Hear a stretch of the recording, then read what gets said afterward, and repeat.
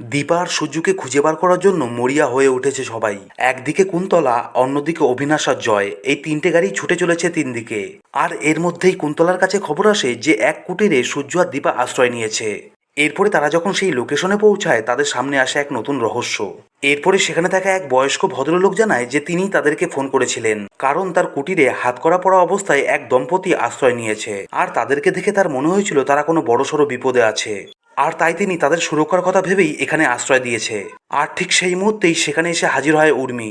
আর এরপরেই সবাই মিলে সেই কুটিরে প্রবেশ করতেই তাদের চোখ কপালে উঠে যায়, কারণ তারা দেখতে পারে সূর্য আর দীপা একে অপরকে জড়িয়ে ধরে নিশ্চিন্তে ঘুমাচ্ছে। আর এই দৃশ্য দেখে রূপা মনে মনে খুশি হলেও সোনা আর উর্মি রাগে জ্বলে পুড়ে ছাই হয়ে যায়। আর এরপরেই শুরু হয় তুলকালামের কাণ্ড, কারণ সোনা সূর্যকে ঘুম থেকে তুলে টানা হেঁচড়া করতে থাকে।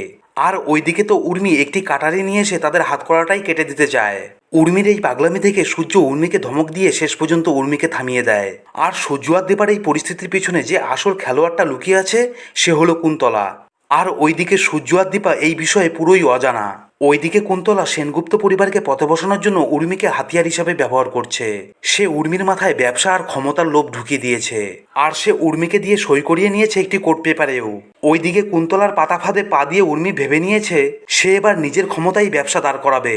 আর এরপরেই আমরা দেখতে পারি সবাই ফিরে আসে সেনগুপ্ত বাড়িতে। এরপরে অনেক নাটকীয়তার পরে সূর্য আর দীপার হাতকড়াটা একটি কারিগর দিয়ে কেটে দেওয়া হয়, কিন্তু হাতকড়া খুলতেই সূর্যের মনটা যেন কেমন একটা খারাপ হয়ে যায়।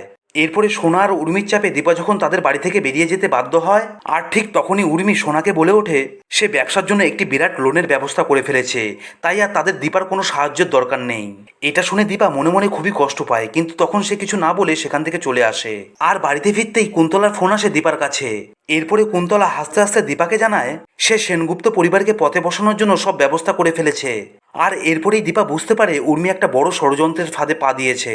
আর তারপরেই দীপা তড়িঘড়ি জয়কে ফোন করে সব ঘটনাটা জানানোর চেষ্টা করে, কিন্তু জয় তখন দীপার কোনো কথাই শুনতে চায় না।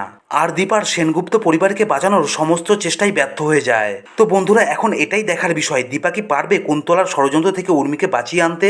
আপনাদের কি মনে হয়? আপনাদের মতামত অতি অবশ্যই আমাকে কমেন্ট করে জানাবেন।